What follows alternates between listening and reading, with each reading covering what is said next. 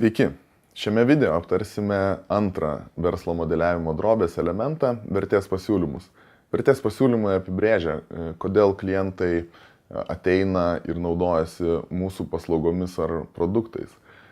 Vertės pasiūlymai apibrėžia tai, kokį poreikį, kokią konkrečią problemą mes išsprendžiame mūsų klientams, pasirinktiems klientų segmentams. Tai gali būti visiškai nauji dalykai, naujos paslaugos, nauji produktai. Tai gali būti tiesiog jau įprastos paslaugos, įprasti produktai, bet padaryti geriau, galbūt jie veikia greičiau, galbūt jie yra pigesni. Tai dabar ir aptarsime, kokiegi būna vertės pasiūlymai. Tai pirmiausia, tai yra naujumas, prekės ar paslaugos naujumas. Ar ne?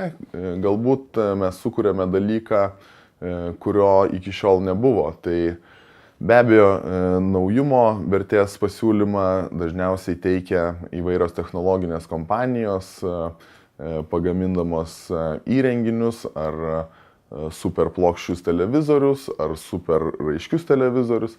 Ir taip pat naujumas dažnai aptinkamas dizaino kryptyje, taigi ar tai yra nauja kolekcija ir panašus dalykai.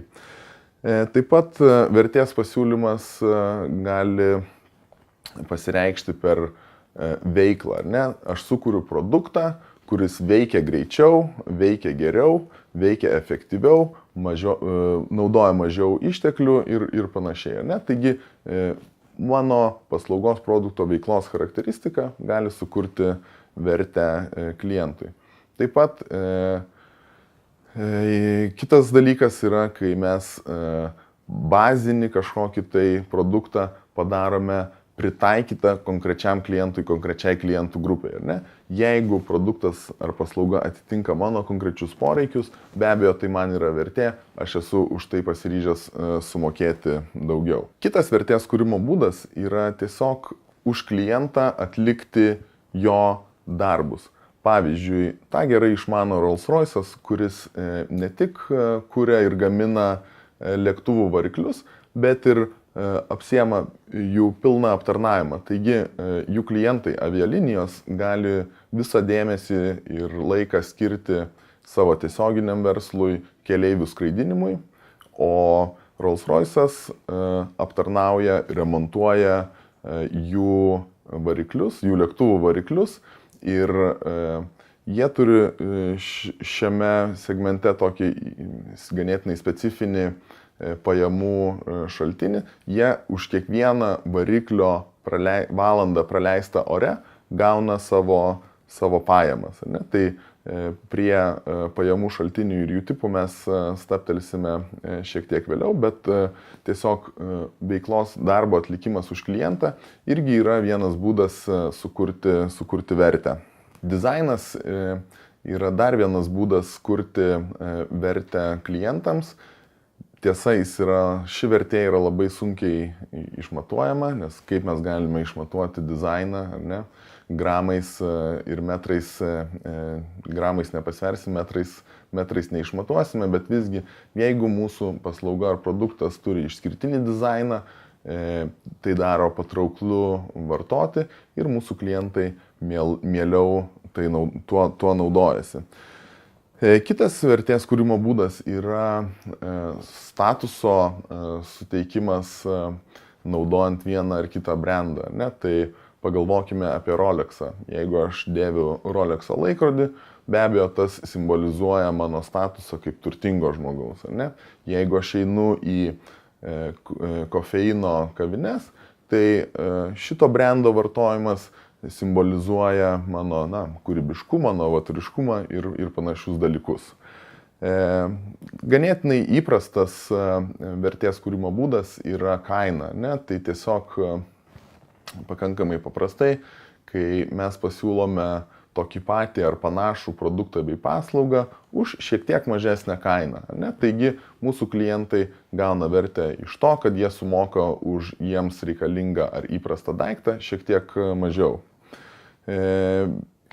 Kitas susijęs vertės kūrimo būdas, kai mano prekė ar paslauga leidžia mano klientams sumažinti savo kaštus ir tokiu būdu tiesiog šita vertė persiduoda grandinė jau mano kliento klientams. Ne? Labai svarbus vertės kūrimo būdas yra rizikos sumažinimas ir tą gerai išmano visa draudimo pramonė, draudimo industrija. Ne? Aš noriu susimažinti savo riziką važinėdamas automobiliu, todėl jeigu įvyktų avarija, todėl aš apsidraudžiu.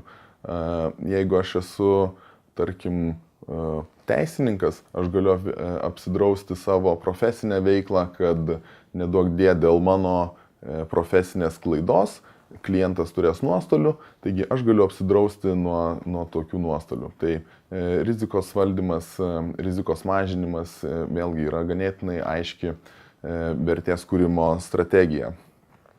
Kitas būdas yra pasiekiamumas, ar ne?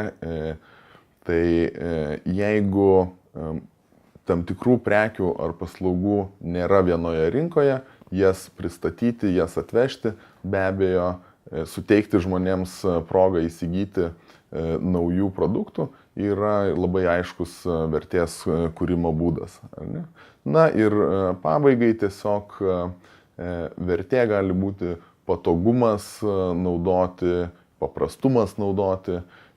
Šitą, ko gero, geriausiai suprato Steve Jobsas ir matome visi Apple kompanijos produktai, iPodas ir telefonai, iPhone'ai, jie yra super paprasti naudoti, iPodas turi vieną mygtuką, telefonas turi vieną mygtuką, jie yra paprasti ir intuityvūs ir tai yra vertė klientams. Taigi, tiek apie vertės pasiūlymus.